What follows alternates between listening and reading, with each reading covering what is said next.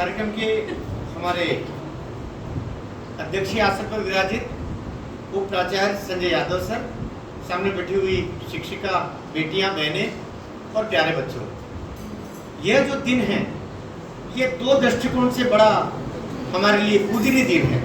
एक पूजनीय दिन है, एक पवित्र दिन है।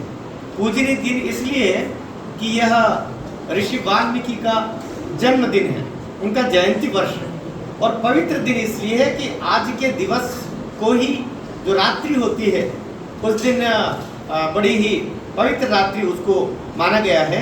उस रात्रि को बोलते हैं शरद रात्रि। क्या बोलते हैं? शरद रात्रि, शरद पूर्णिमा, शरद की रात्रि, शरद पूर्णिमा।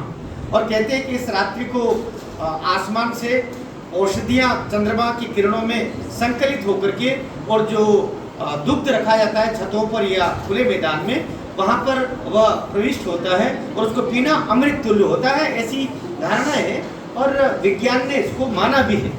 इस समय चूंकि वर्षा ऋतु जा चुकी होती है और शरद का आगमन हो चुका रहता है, तो ये ऐसी बेला रहती है जहाँ कुछ पौष्टिक खाना खाना चाहिए और आपके शरीर में वह ऊष्मा प्राप्त हो जाए, जिससे हम आने वाले शीतकाल को सहन कर सकें। ऐसा विज्ञान सम्मत है।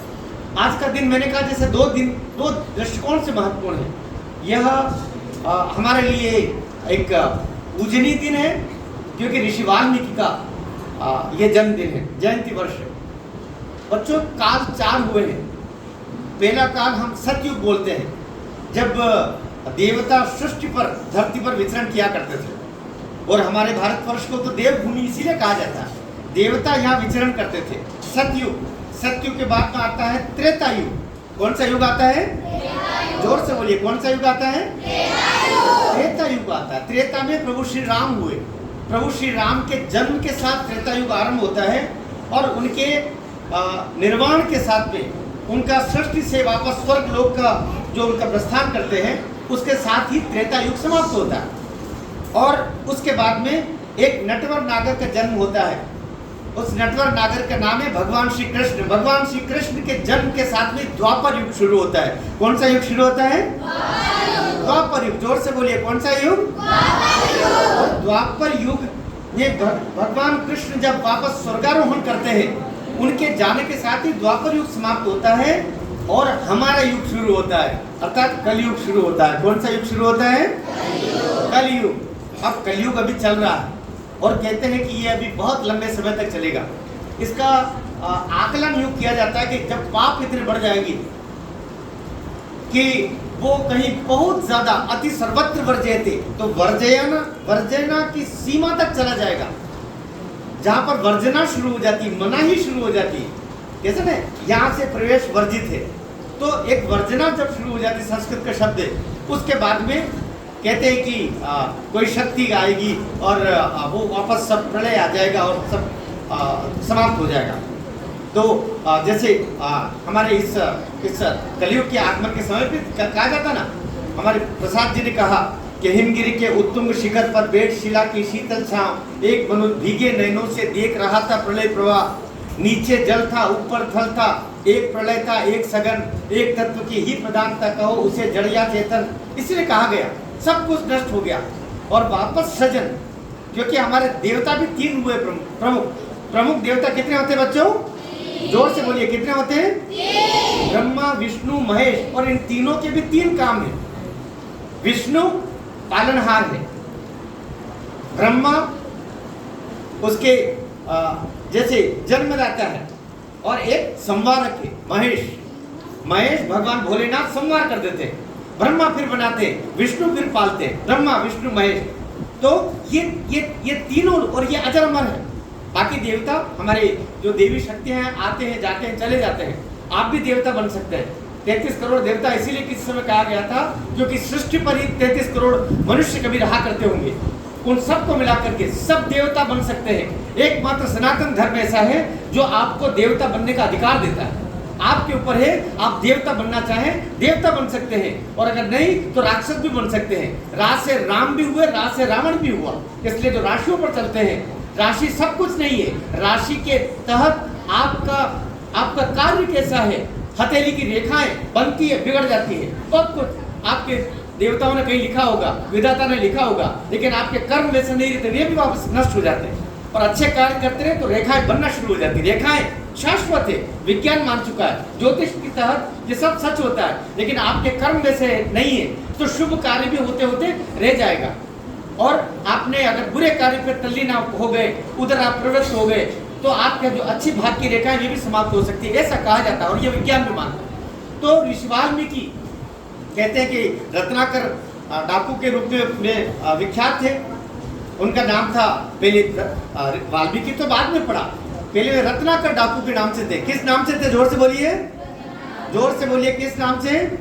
तो डाकू बोलते कोई हाथ थोड़ी जाएगा, बोलने मत डरिए।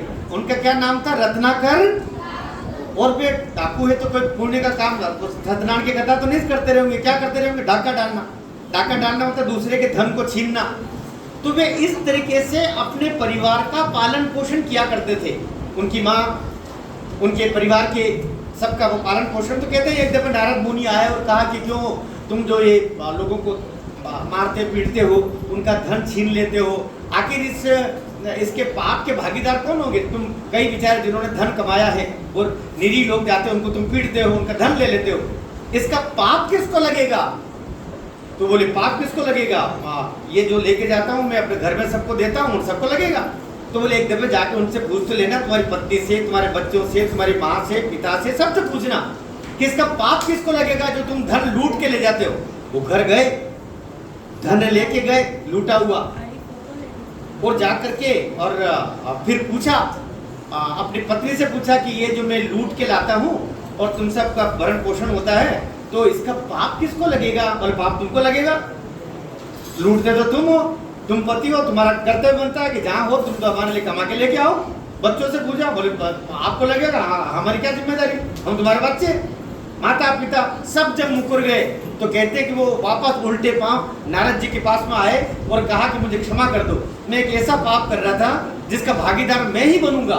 और कहते हैं बाद में उन्होंने एक मंत्र लिया कि तुम राम बोलो। बोले राम बोलना मुझे बोलना नहीं आता। तो बोले तुम मारना पीटना करते हो तो मरा तो बोल सकते हो, तो मरा मरा मरा राम राम राम शुरू हो गया। और इस तरीके से ये बड़े ऋषि हुए, इतने बड़े ऋषि हुए कि उनके आगे इधर वो पूरा जो दीमक जमती है वो जम गई थी। तो बड़ा हम पौराणिक ज़्यादा नहीं जाते हैं, लेकिन कुल मिलाकर के वाल्मीकि ऋषि हुए। और वाल्मीकि ऋषि के आश्रम में ही आगे चल के माँ सीता ने लवकुश को जन्म दिया था। भगवान श्री राम का जब अंतर्द्वंद हुआ और सीता का परित्याग का जो संस्मरण आता है, तो माँ सीता ने लवकुश का जन्म वहां पर दिया था, उनके आश्रम में दिया था, वाल्मीकि जी के आश्रम में। और वही लवकुश पैदा हुए थे, वही उनके दादा थे, वही उनके पितामह थे। उस तरीके से पाल पोस के बड़ा किया। तो मान के चलिए लवकुश इतने बड़े योद्धा हुए कि आगे चल के लक्ष्मण जी की और राम जी की सेना को उन्होंने परास्त कर दिया था।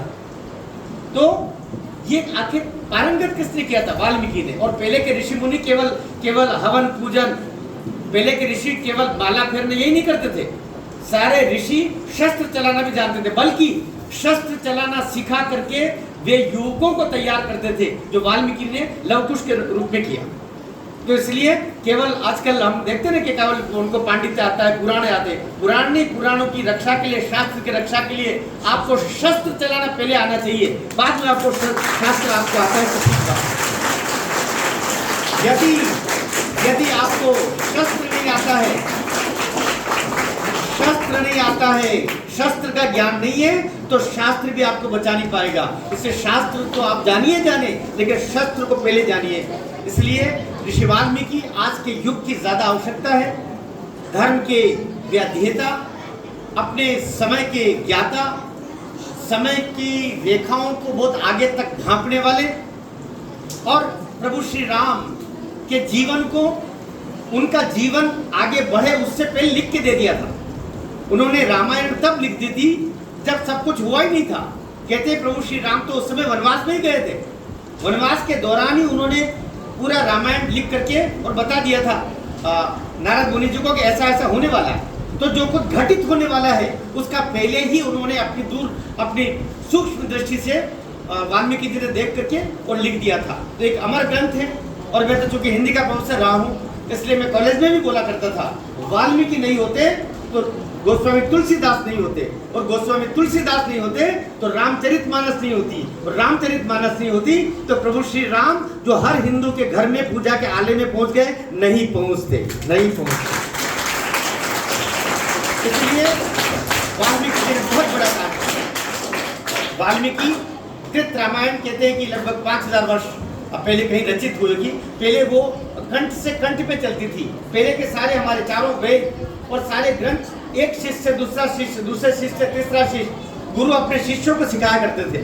तो ये ऋषि परंपरा में यहाँ तक आए हैं, और वही परंपरा से आगे चल के आज से 550 साल पहले भक्ति काल में हमारे गोस्वामी तुलसीदास जी ने उसका केवल अनुवाद किया। जो संस्कृत के ज्ञाता लोग हैं, वर्षा सोनी मैडम और हमारे बहुत सारे लोग भी जानते हैं कि रामायण को पढ़ने के बाद में जब हम तुलसी के रामचरितमानस को पढ़ते हैं तो लगता है कि हम अनुवाद पढ़ रहे हैं। और स्वयं गोस्वामी तुलसीदास ने बोला है कि मैं पूरा का पूरा मैंने एक तरीके से अनुवाद किया है, थोड़ा सा अंश, बल्कि रामायण में तो प्रभु श्री राम के जीवन के उत्तरार्ध अंश को भी लिखा। लेकिन गोस्वामी तुलसीदास जी ने तो जहाँ प्रभु श्री राम लंका में रावण का वध करके वापस उनको राज्य पर सिंहासन पर बिठा देते हैं और राज्यारोहण कर लेते हैं, उसके बाद में रामचरितमानस को समाप्त कर लेते, बोले मैं अपने प्रभु श्री राम का यहाँ से सृष्टि से जाते हुए नहीं दिखा सकता। ये तुलसी का कहना था। तो इस प्रकार से वाल्मीकि आज के ऐसे दृष्टा थे जिन्होंने आज के समय को देखा और सृष्टि की संपूर्णता को देखा।